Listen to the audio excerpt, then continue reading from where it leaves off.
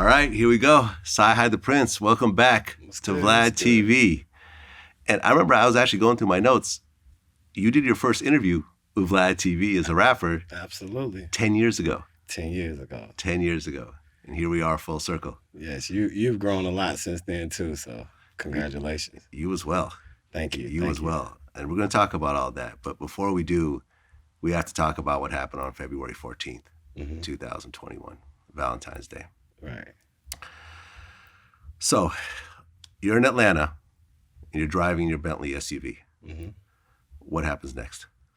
Well, actually, it was a few days before February 14th. I just wanted to, I didn't want to come all the way out with it.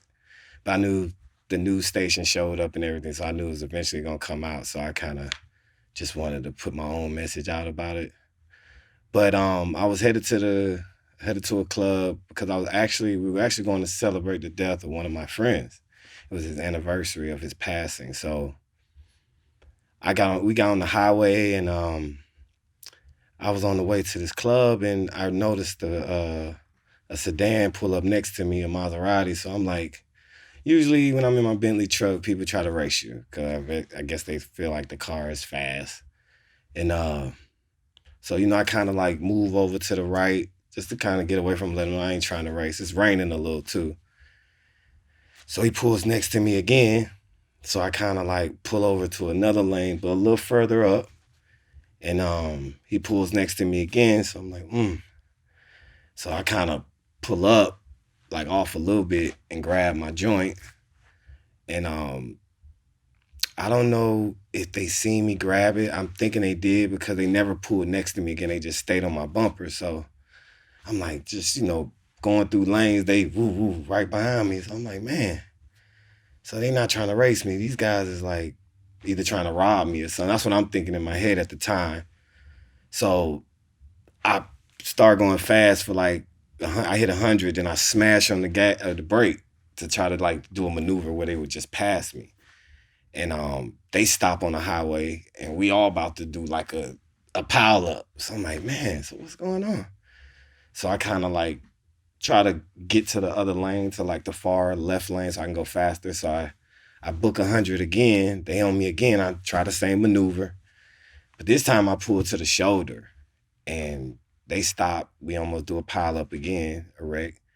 And I put the car in reverse and I start reversing back up the highway. They bust a U-turn on the highway and start driving towards me.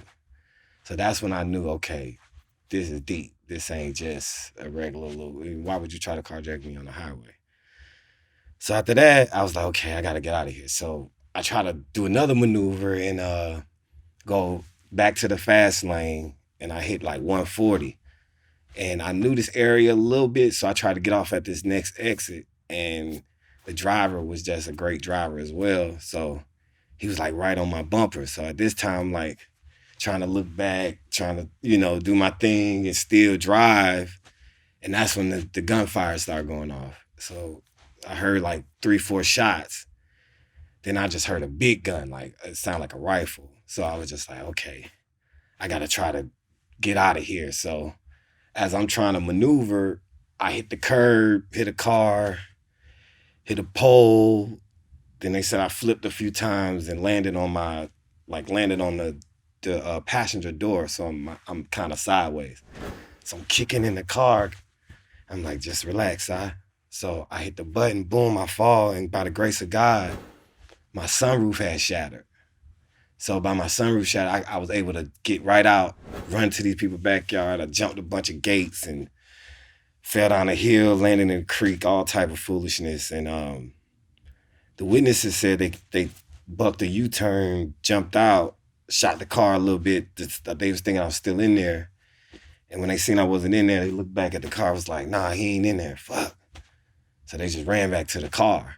So I'm sitting in the woods for 45 minutes until I see enough police cars out there where I felt like it was safe enough for me to return to the scene.